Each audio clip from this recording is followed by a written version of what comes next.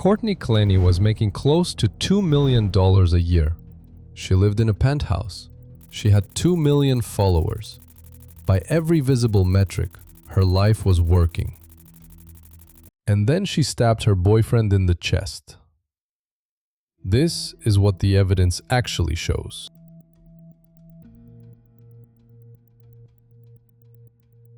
She started modeling at 13.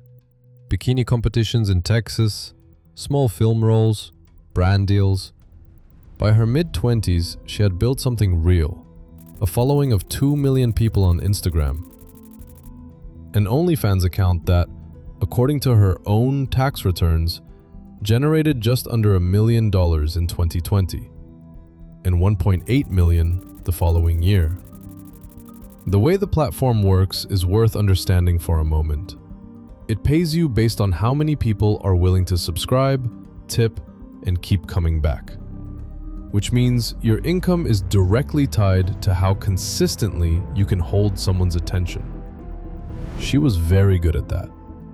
What was happening off camera was a different story. Christian Obumseli was 27. He worked in cryptocurrency. People who knew him described him as quiet, calm, the kind of person who tried to de-escalate things rather than match the energy in the room. When they met in November 2020, he had just lost his job. The pandemic had hollowed out a lot of people's financial stability that year. Christian was one of them. No income, no clear next step. And almost immediately, he moved into the orbit of a woman who was clearing close to $1 million a year, posting pictures online.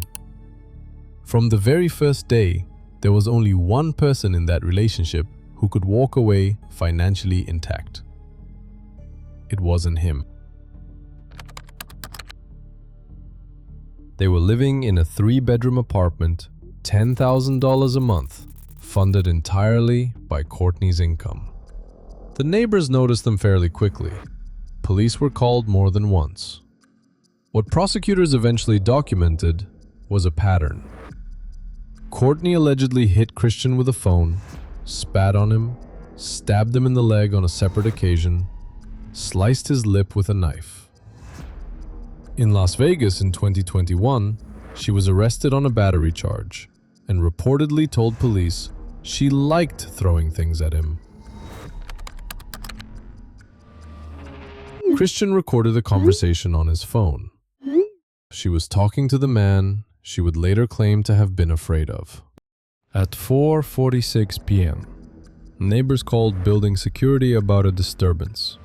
Security called 911. 11 minutes later, Courtney called 911 herself. 911, what's your emergency, please? In the background of that call, a man's voice said he couldn't feel his arm. When police arrived, Christian Obumseli had a single stab wound to his chest. He was taken to the hospital. But despite everything, he did not survive. He was 27 years old. Courtney's account was this. He grabbed her by the throat, threw her to the floor.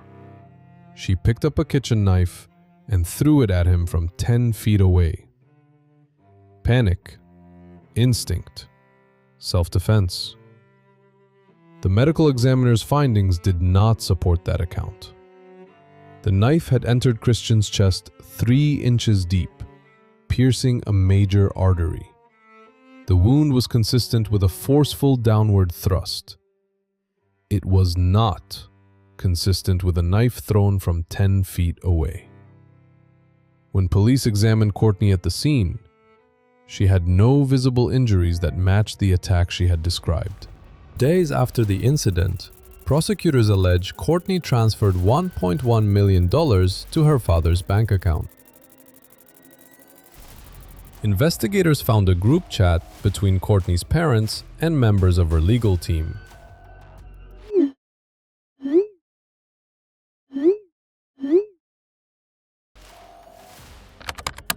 The day after Christian died, new content went live on Courtney's OnlyFans account. Before her arrest in August, she collected more than $40,000 from the platform.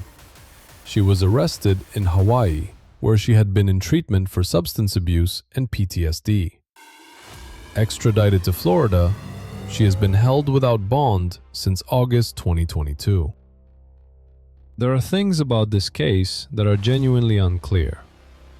Whether the relationship was as one-sided as prosecutors say, whether Courtney acted out of fear that night or out of something else entirely, whether the financial dynamic between them, her money, his dependence, shaped what happened, or whether it's just a detail.